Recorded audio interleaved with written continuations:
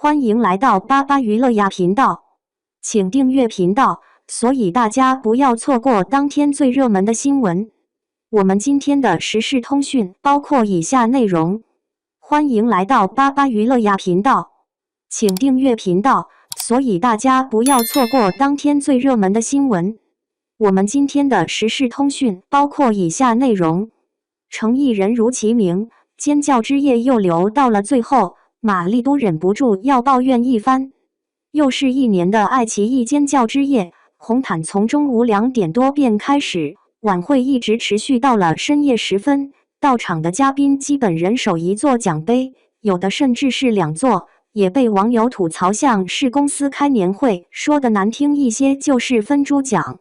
为了在红毯上一展风采，相信很多艺人从一大早起来就没怎么吃饭，只是为了能塞进当天的礼服中。白鹿更夸张，提前3天就开始不好好吃饭了，而且那场的桌上也没有什么可食用的东西，有且仅有的只有水和一些饼干来充饥。果然明星不是一般人能当的，自律性太强了。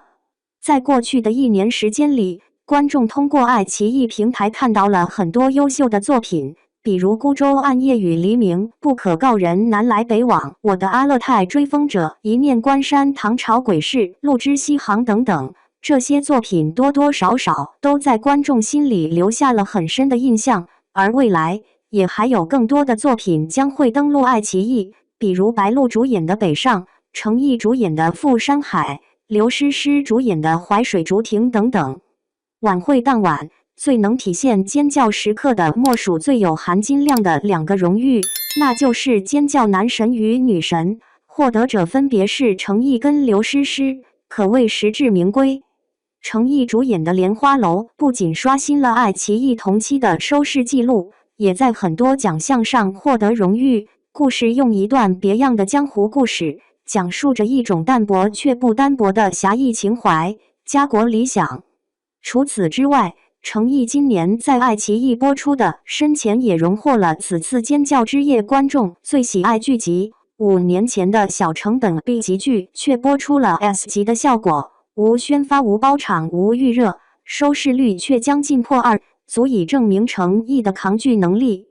而刘诗诗主演的《一念关山》则是荣获了年度会员影响力剧集。编剧张威在上台领奖时也特别感谢了刘诗诗跟刘宇宁，称2位演员的塑造超出了他的期待。现在看到的一念关山就是最好的一念关山。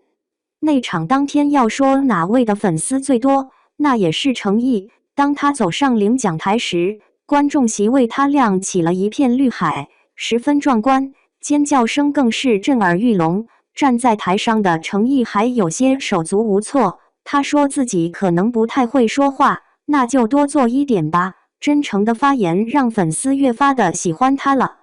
郑晓龙导演也被现场的尖叫声震惊到，还特别在台上提了程毅的名字，说希望有机会可以一起合作。晚会时间长达5个多小时，当举行到一半时，女星玛丽也在台下忍不住抱怨称怎么才进行到一半，别说在座的各位嘉宾了，就连荧幕前的观众们都看累了，时间确实是太长了，所以很多艺人都在领完奖后就退场了。程毅则又是等到了最后，他不光全程参与，还给足了热情，不管多困多累，好几次都看到他在撑着脑袋了，但他还是能调动自己的情绪。每位获奖者他都送上真切的掌声以表祝贺，认真听他们发言，聆听本就不易，在这种场合下的认真聆听更显珍贵。如果场子冷了，他还会带头调动粉丝活跃气氛。最后他还站起来鼓掌，他给了所有人体面，艺人做完全程的少之又少，有些甚至在领奖前才会来，就算是压轴奖，等到领奖再来的也是常事。而程毅却给了所有人最大的尊重和体面，且全程几乎不看手机，一直在鼓掌。这种刻在骨子里的教养十分难得，真就是人如其名，太有诚意了。